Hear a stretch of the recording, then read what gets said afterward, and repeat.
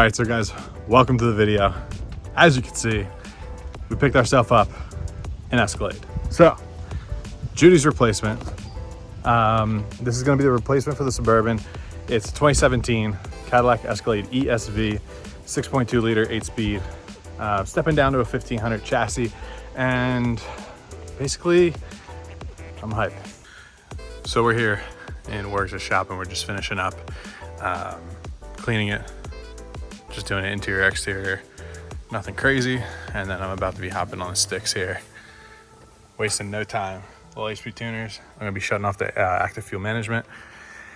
Kill that because it's actually really annoying. But this is it right here. 2017, black on black. It's a nice truck. Got like 90,000 miles on it. It's pretty well cared for. I'm pretty stoked. You know, I've needed a truck for a while, and the Suburban has let me down so many times in the past couple times we've taken it towing or whatever, driving home to PA and whatnot. It's just been letting me down left and right. And I basically decided if I'm going to buy something new, I'm going to buy something I want. And the Cadillac Escalade has been something I've wanted literally since the second gen Escalades came out in like 02, 01, 02, whatever it was. Ever since I could drive a Cadillac Escalade and Need for Speed, that's how long I've wanted one. So I set out, I told Wergs, I was like, this is what I'm looking for. Black on black, has to have the side steps, like a couple other things. And he found one for me. And conveniently, it was here in Florida, but he was able to source the car. So shout out to Wergs, appreciate the help. Wergs Automotive, if you're looking for a vehicle, hit him up. He'll probably be able to find you what you want. And he got it for me right here at the shop.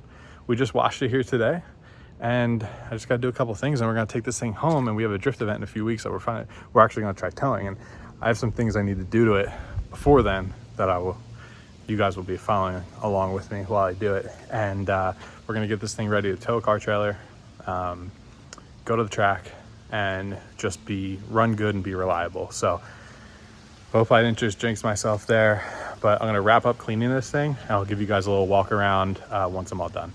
I'm working on cleaning the interior of the truck.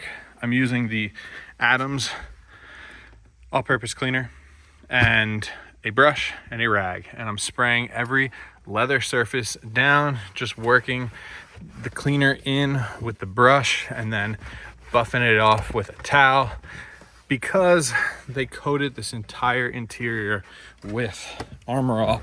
Armor All is not really meant for doing that. So I'm just getting everything on, just working it in with the brush to get all that Armor All out. And then what I'm gonna do from here, once I do the entire interior, all leather pieces and panels, door panels, dash, seats, all that. Once that's all done, I'm gonna go ahead and use the Adams leather conditioner, which is really good stuff, has UV protection. It conditions the leather and it just makes it feel real nice and keep that natural like leather tone to it, not a super slick like gloss paint job finish. And we'll have this thing looking nice. So I'm just gonna keep plugging away. I'll check back in with you guys once I have that done. We are wasting no time messing with this thing, per usual. So I got HP tuners here. Ignition's on. Oh, I gotta step on the brake to release the parking brake. Okay. Ignition is on, and what I'm gonna do is start just by reading the file. What that'll do is create a tune file with the stock tune for the truck. I'm going to do a read entire, and it is doing it. So you can see right there, it'll take about 3 minutes to do. I'm going to put the windows down because it's going to get warm in here. So the Escalade has, in 2017, they started with doing an ECM with a TCM, so a trans control module. So it's separate. Prior to this, everything was controlled by the ECU. So for this reason, I need to buy 4 credits through HP Tuners from a 2017 and up. Conveniently, I have a 2017, so I get to spend $200 on credits. But once it reads, I'll have a stock tune file, and then I will register the vehicle, buy the credits that I need through HP Tuners, And from there, I will be able to go in and shut off the active fuel management system. All right, so now that I have the stock tune file, it said I need to, because the TCM, I have to email HP tuners to have them unlock it. I'm not messing with the transmission right now, so I'm just doing engine stuff. So I have my stock tune file that I saved. I'm gonna save as, and I'm basically gonna do stock tune with AFM disable. And I'm gonna save it. So this is gonna be the working file that I'm in. So from here, I'm gonna open up engine, and this is where you go in and do all the things. And I think it is, so you go into it's gonna open you up in the general table here. And then we're gonna go to the fuel table. And then I believe it's the lean fuel saving table. And then we have DOD, displacement on demand, and it's enabled. And these are all the parameters in which displacement on demand will enable and do all that stuff that it does. So from there, all I'm gonna do is simply, disable it. And that's the only change I really need to make. It's gonna kill everything. It's gonna stay in V8 mode all the time. Apparently this is a flex fuel truck, so it does, good to know. Not that I plan on really using E85, but yeah, so there's other sensors and changes and things that I can make in here, but there's really no reason for me to other than just doing that. So from there, I'm gonna write the vehicle, and it's gonna tell me that I don't have a license for this file. So I'm gonna pop open my licenses. I need to purchase some credits online, so that'll kick me out. Now that I bought the credits, I just went into the help box. I resynced the interface, and basically it talks to HP tuners, and it says purchase 4 credits. So what I'm gonna do now is I'm gonna write to the vehicle. It's gonna ask me to show the license options, connect the interface. I am going to license this vehicle. Okay, are you sure? I am sure, yes. And we're good. So this Escalade is now paired to my HP tuners module. So I'm going to write the calibration to the ECU, and we're going to keep our fingers crossed that it works. This typically goes quick when you just write a calibration instead of writing an entire. So, and I should mention, on this whole process, the ignition's on. So it's going to take a couple seconds here. All right, so the write is completed, and you'll see like the radio screen always resets. It basically resets everything. So I think we're good. So let's see, we should be able to just start it, and there's really gonna be no way for me to know that active fuel management is disabled. But before I start it, let's open up our VCM scanner, just because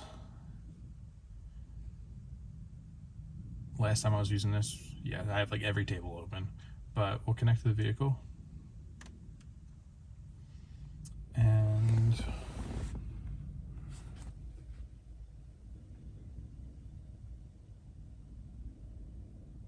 there's probably a lot more going on with this ECU, so it takes a little longer than on like the Drift V, where it's a pretty basic ECU. All right, so we are connected. We're gonna start scanning. Let's pull in data, and we're gonna start the truck.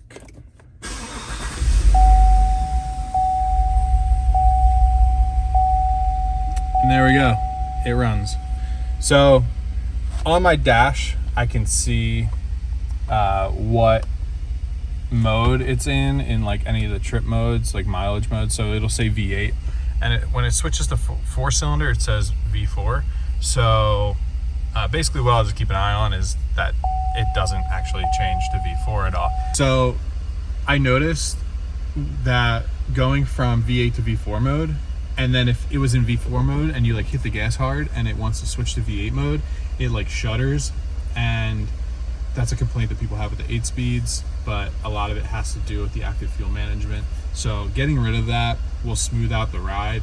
You're really not going to lose that many miles per gallon, and I want to try and make this thing as reliable as possible to not drop a lifter on me until down the line. So deleting active fuel management, changing your oil regularly. And I also have another mod that we're going to be doing in another video. It's going to require taking the intake manifold off and stuff like that, but that other mod will further help prolong the lifespan of the lifters in this truck. So now I think what we'll do is I'm just going to finish up doing a couple little cleaning things, and then I'll show you guys around the truck itself and just give you guys a full rundown, because I feel like I just jumped right into the fact that I bought an Escalade and I was cleaning it. So yeah, that's pretty much good there.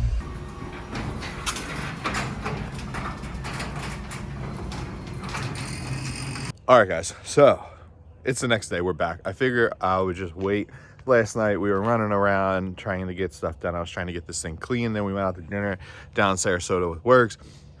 And now I'll give you a quick little walk around of the new tow vehicle, which is ultimately the replacement for Judy, the 8.1 Suburban. So let's take a look. The quick rundown is that it is a 2017 Escalade ESV premium luxury. So it has power side steps, which are fantastic. That was like a must for me because I really didn't like the way these looked with the regular side steps on them that just hang down all the time. It's black on black, and it is powered by a 6.2 with an 8-speed. So in here is the 6.2 liter L86 engine. It's an LT series based engine, but very similar to the LS platform. It's a direct injection motor, and it has the same displacement on demand that GM has been using since 2010. So you guys saw earlier in the video, I already disabled the displacement on demand, but you know, all the components are still there. So what I'm going to do further is, it's called a VLOM mod, VLOM. So it's basically a little modification you do to the valley cover, and you have to insert this piece, but I'll cover it in another video because I will be doing it soon. And what it does is it basically restricts the oil flow through the lifter valley plate that activates the lifters, and basically it's another safeguard to prevent any oil getting to those lifters. As you can see, I mean, this thing is really clean, even down to the heat shields on the exhaust manifolds. Like, there is a little bit of surface rust on top of the strut there, but that is, and like right there on the steering shaft, but that's the most of it.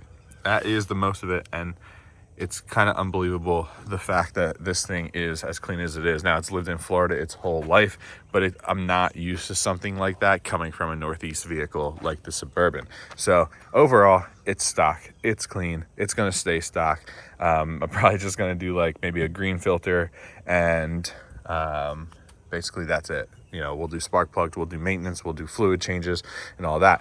One of the main reasons too is why the lifter stuff fails is oil changes.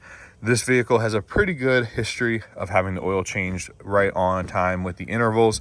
I'll probably be doing it a little sooner than the recommended intervals, just for the sake of, you don't want any kind of stuff to gum up in the valley area where the lifters are, and that's what causes the issues. But once I do that VLOM mod, it'll kind of prevent that. Again, I'll touch on that in another video. So just looking around, everything's very clean on this truck. I'll even show you the underside, but let's check it out inside. So inside we have the black interior with, you know, the typical wood grain. Yesterday I got all of that Armor All stuff off, so we actually now have the tone of leather that it's supposed to be, and I condition it with the Adams conditioner. So that Adams conditioner has a bunch of UV protectant in it, so that'll be nice for this dash in the Florida sun, but you know, we're still gonna get a little sunshade for it. But yeah, it's awesome. I mean, it has all the compartments that you need, all that good stuff. It has the Q system with CarPlay, which is fantastic. I feel like I'm not even used to this. It has, you know, some suede trim and stuff like that on the inside. And then it's got second row captain's chairs, a third row, my tripod, but that's all folded down. It's all like power folding seats and stuff like that, and DVD screens up in the ceiling that I'm never gonna use, but it's in very good shape, and there's really no arguing that. So this will do the trick for getting me to the track, for getting us up to PA and back and all that jazz. And that's basically what I built it to, or bought it to do. Taking a look underneath, yeah, I mean, you would never think this thing has 5 years of life on it. And I guess 17, 5, yeah, you never think it's like a 5-year-old truck, and that it has 90,000 miles. So as you might have just seen, that shock is leaking. But basically, since we purchased this through the dealer auction house, there are some protections that you have. And when you find things, this is a long story short, when you find things that weren't necessarily disclosed by the auction house, they're covered. So in this situation, we're gonna be getting a new taillight, because that one has a little crack in it, a new shock.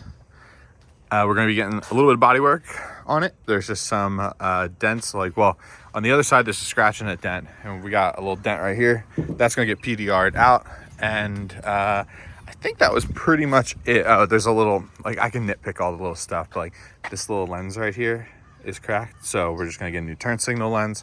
And then the whole thing needs a paint correction. So we're gonna go ahead and paint correct the entire thing. I mean, it was, long story short, a car wash vehicle, and it shows. It, you know, it looks like how this car looked when this was a car wash vehicle. So we're gonna be doing a full paint correction on it, make it look nice, and then we'll have ourselves a nice new road tripping tow rig to drive around with. So pretty hype on it. We're just over here expanding our Cadillac family of cars at this point, but pretty hype, and I'm definitely looking forward to getting into it. I will be making videos and bringing you guys along on the journey to make this thing more reliable, to maintain this thing and get it up to par, basically.